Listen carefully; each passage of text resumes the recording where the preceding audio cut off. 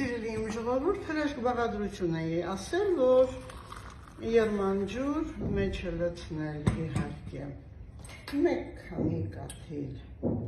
յոդ, 2-3 կաթիլ, այնուհետև քացախ, խնձորի պատրաստած մաքուր ձեր տնական քացախը, մեկ թեյի գթալ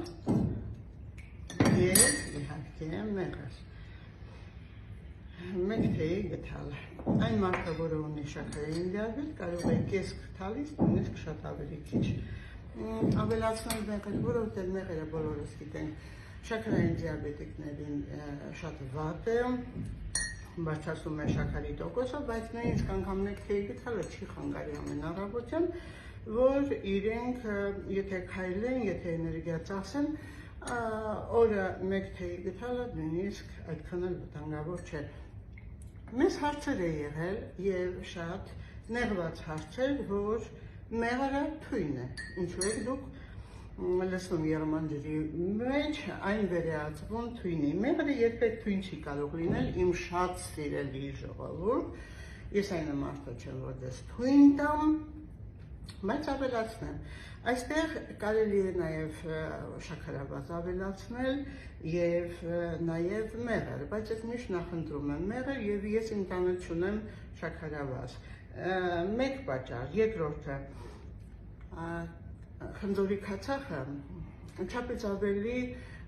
վատ է անդրադառնում յուրաքանչյուր մարդու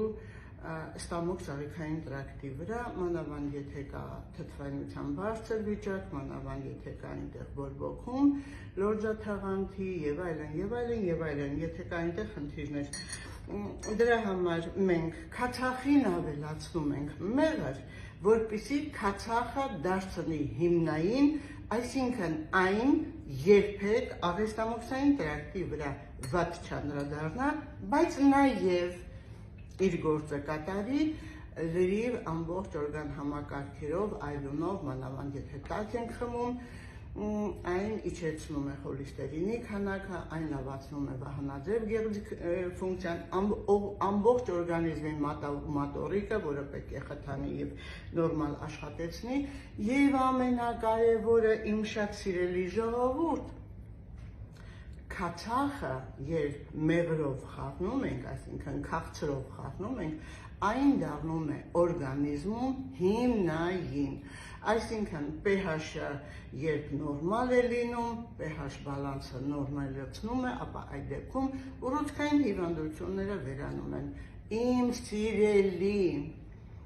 իմ հարազատ կանայք, որոնք աշխատում են ինչ-որ միտեղ, մի փոքր թերություն գտնել, իհարկե ես թերություններով եմ, բայց այդ չի նշանակում, որ ես կարող եմ վատ բաղադրատոմս ասել։